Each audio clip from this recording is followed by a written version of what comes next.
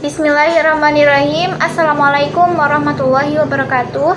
Selamat pagi Bu Ulwiah dan teman-teman semuanya. Kami dari kelompok 1 akan mempresentasikan hasil tugas kami untuk mata kuliah Psikologi Keluarga yang bertema gender sebagai konstruksi sosial. Sebelumnya, izinkan saya memperkenalkan anggota kelompok 1 dimulai dari saya. Nama saya Siti Samsiah, NIM 101190100, dan teman saya Muhammad Fikri Hakim, NIM 101190152. Untuk pembahasan pertama tentang pengertian gender akan disampaikan oleh saya sendiri. Gender diartikan sebagai perbedaan yang tampak antara laki-laki dan perempuan ditinjau dari segi nilai dan tingkah laku. Definisi gender juga diartikan sebagai konsep kultural yang berupaya membuat pembedaan atau distinction dalam hal peran, perilaku, mentalitas, dan karakteristik emosional antara laki-laki dan perempuan yang berkembang dalam masyarakat. Gender adalah suatu konsep yang digunakan untuk mengidentifikasi perbedaan laki-laki dan perempuan dilihat dari segi pengaruh sosial budaya. Gender diartikan sebagai konstruksi sosio-kultural yang membedakan karakteristik maskulin dan feminin. Gender berbeda dengan seks atau jenis kelamin laki-laki dan perempuan yang bersifat biologis. Walaupun jenis kelamin laki-laki sering berkaitan erat dengan gender maskulin dan jenis kelamin perempuan berhubungan dengan gender feminin, kaitan antara jenis kelamin dengan gender bukanlah merupakan korelasi absolut. Hal ini disebabkan yang dianggap maskulin dalam suatu kebudayaan dapat dianggap feminim dalam budaya lain. Dengan kata lain, kategori maskulin atau feminin itu bergantung pada konteks sosial budaya setempat. Gender membagi atribut dan pekerjaan menjadi maskulin dan feminin. Realitas sosial menunjukkan bahwa pembagian peran berdasarkan gender melahirkan suatu keadaan yang tidak seimbang saat perempuan menjadi tersubordinasi oleh laki-laki. Hal ini yang disebut dengan ketimpangan gender. Untuk menghindari kesalahpahaman tentang pengertian gender, perlu juga dipahami dua istilah yang berkaitan dengan konsep ini, yaitu seks dan kodrat. Kodrat adalah suatu yang ditetapkan oleh Tuhan Yang Maha Esa, sehingga manusia tidak mampu untuk merubah atau menolak.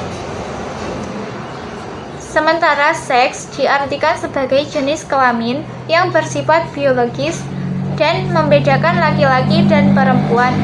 Sejak masih dalam kandungan, Tuhan sudah menganugerahkan kepada bayi sesuatu yang berbeda, yakni penis dan buah zakar, serta vagina. Yang dianugerahi penis dan buah zakar disebut laki-laki, dan yang dianugerahi vagina adalah perempuan. Selain itu, kepada kedua jenis kelamin itu, Tuhan juga membekali seperangkat alat reproduksi yang memiliki bentuk serta fungsi yang berbeda. Kepada laki-laki, Tuhan menganugerahkan alat reproduksi berupa sperma, dan untuk perempuan dianugerahkan sel telur, rahim, alat untuk memproduksi susu, serta organ-organ lainnya. Dengan seperangkat alat-alat reproduksi tersebut, maka ketika saatnya tiba, laki-laki dan perempuan akan menjalankan fungsi atau peran kodratinya. Dalam menjalankan fungsi atau peran kodratinya, perempuan akan mengalami menstruasi atau haid, mengandung, melahirkan, menyusui, dan menopause, yang sering disingkat menjadi 5M, dan laki-laki menjalankan peran kodratinya dengan membuahi sel telur perempuan. Kemudian poin yang kedua yaitu konstruksi sosial. Konstruksi sosial merupakan sebuah pandangan kepada kita bahwa semua nilai, ideologi, dan institusi sosial adalah buatan manusia. Diperlukan waktu untuk memahami dan menghargai implikasi penuh dari pernyataan ini. Menurut Delmater dan Haidt juga bahwa konstruksi sosial menyatakan tidak ada kenyataan pokok atau essence yang benar. Realitas adalah konstruksi sosial, oleh karena itu fenomena seperti homoseksual adalah konstruksi sosial. Hasil dari suatu budaya, bahasanya, dan juga institusi-institusi. Konstruksi sosial memfokuskan bukan pada pasangan seksualitas yang menarik pada variasi-variasi budaya dalam mempertimbangkan apakah yang menarik itu. Konstruksi sosial adalah sebuah pernyataan keyakinan atau a claim dan juga sebuah sudut pandang atau a viewpoint bahwa kandungan dari kesadaran dan cara berhubungan dengan orang lain itu diajarkan oleh kebudayaan dan masyarakat. Pendekatan konstruksi sosial lahir dari beberapa sumber seperti interaksionisme sosial, antropologi simbolik, dan para ilmuwan bidang gay, lesbian, dan feminis. Pendekatan ini lebih menekankan pengaruh budaya dalam memberikan suatu kerangka bagi pengalaman dan pemaknaan seksualitas. Dengan demikian, konstruksi sosial secara tegas menyertakan budaya sebagai faktor kunci untuk memahami seksualitas. Ketimpangan gender di dalam keluarga serta rendahnya otoritas perempuan dilihat dari sumber-sumber yang dianggap langka dan tidak memperhatikan misalnya mengapa ketimpangan semacam ini terjadi dan membentuk sesuatu realitas sosial serta mengapa ketimpangan tersebut dilestarikan oleh berbagai pihak. Konstruksi sosial hadir untuk menjelaskan kecenderungan tersebut dengan cara melihat realitas sebagai sesuatu yang dibentuk secara sosial. Dalam hal ini, konstruksi sosial menekankan tentang bagaimana realitas, keadaan, dan pengalaman mengenai sesuatu yang diketahui dan diinterpretasikan melalui aktivitas sosial. Masyarakat adalah produk manusia, dan antara masyarakat dan manusia terjadi proses dialektika. Manusia sesuai dengan hakikatnya sebagai makhluk pencari makna memperoleh makna kehidupan dari proses dialektika yang melibatkan 3 proses, yaitu eksternalisasi, objektivasi, dan internalisasi. Eksternalisasi merupakan proses atau ekspresi diri manusia di dalam membangun tatanan kehidupan, atau dapat juga diartikan sebagai proses penyesuaian diri manusia dengan lingkungannya.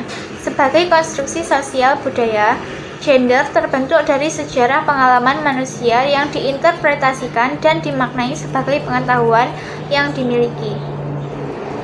Objektivasi adalah proses menjadikan tatanan kehidupan yang dibangun oleh manusia sebagai suatu realitas yang terpisah dengan subjektivitasnya. Dalam hal ini terjadi proses ketika dunia intersubjektif dilambangkan atau mengalami proses institusionalisasi dalam proses-proses pembiasaan, merupakan langkah-langkah awal dari pelambangan atau proses pembudayaan. Tindakan-tindakan berpola yang sudah dijadikan kebiasaan membentuk lembaga-lembaga yang merupakan milik bersama. Lembaga-lembaga ini mengendalikan dan mengatur perilaku individu. Internalisasi merupakan proses pembelajaran kembali nilai-nilai general atau realitas objektif oleh individu dan dijadikan sebagai bagian dari hidupnya. Hal ini menyangkut identifikasi diri individu ke dalam realitas objektif. Untuk mencapai taraf ini, individu secara terus-menerus berinteraksi dan bersosialisasi dengan lingkungan sosial dan budayanya, sehingga akhirnya kaum perempuan dibentuk sebagai suatu pribadi dengan suatu identitas yang dikenal secara subjektif sekaligus objektif.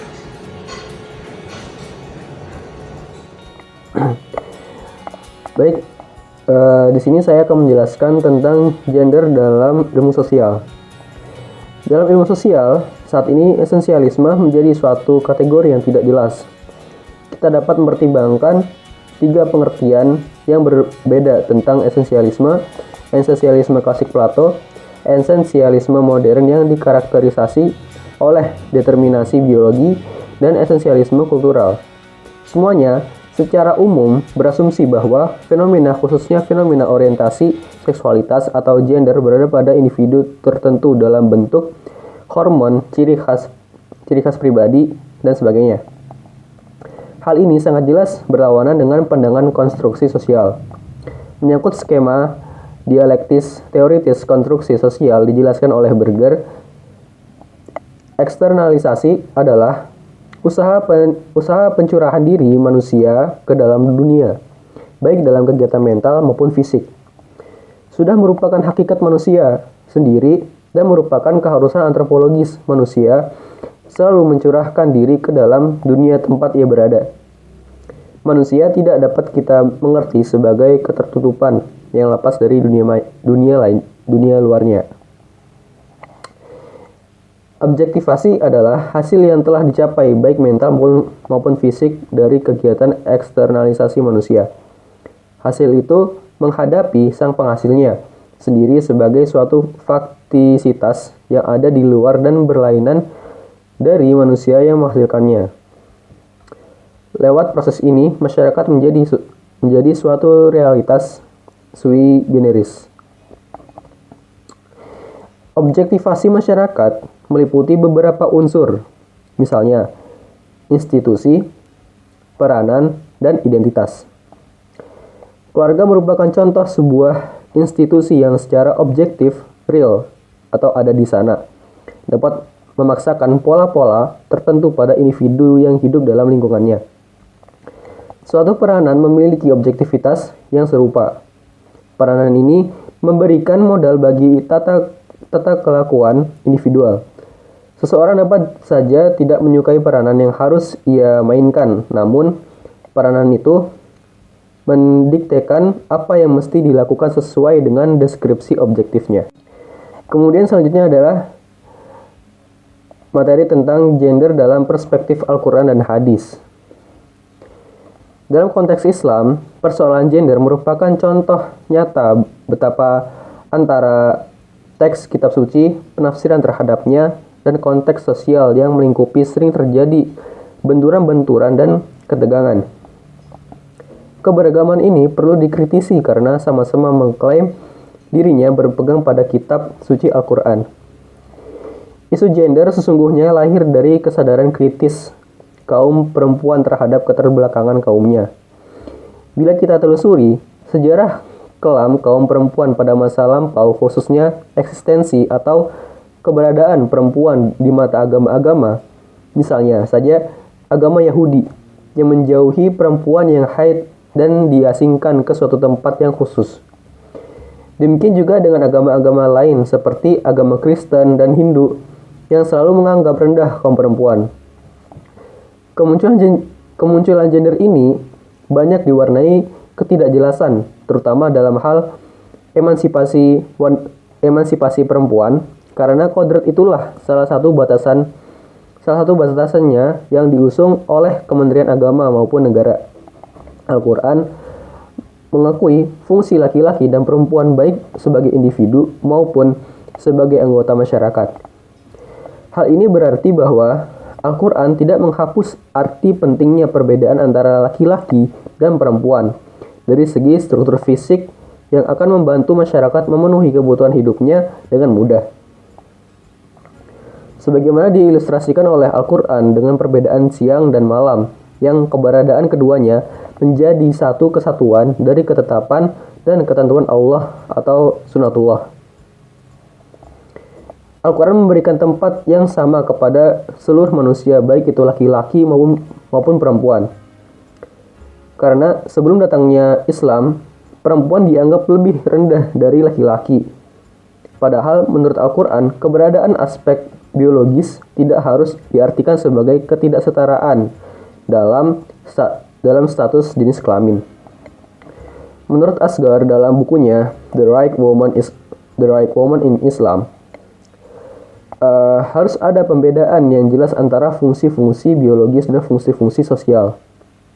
Dengan merujuk kepada beberapa ayat Al-Quran, kita dapat mengetahui bahwasannya secara normatif, Laki-laki dan perempuan dalam beberapa hal memiliki beberapa persamaan, di antaranya adalah yang pertama, laki-laki dan perempuan sama dari segi kemanusiaan. Yang kedua, laki-laki dan perempuan sama dari segi taklif. Yang ketiga, laki-laki dan perempuan sama dari segi ganjaran dan balasan.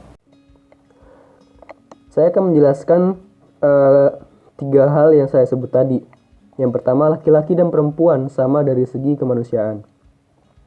Sebelum Islam datang, sebagai masyarakat Arab mengubur hidup-hidup bayi perempuannya karena alasan takut miskin atau tercemar nama baiknya. Sebagaimana firman Allah yang artinya, dan apabila seseorang dari mereka diberi kabar dengan kelahiran perempuan hitam wajahnya dan ia sangat bersedih atau marah, ia menyembunyikan dirinya dari orang yang banyak disebabkan berita yang disampaikannya itu. Ia berpikir, apakah ia memeliharanya dengan menanggung kehinaan atau menguburkannya ke dalam tanah hidup-hidup. Ketahuilah alangkah buruk apa yang mereka tetapkan itu. Quran Surat An-Nahl ayat 58-59. Nah, kemudian yang kedua adalah laki-laki dan perempuan sama dari segi taklif. Taklif atau yang artinya tugas-tugas itu sama dalam Islam, baik berkaitan dengan laki-laki maupun perempuan. Keduanya sama-sama mukallaf di hadapan Allah Subhanahu wa taala.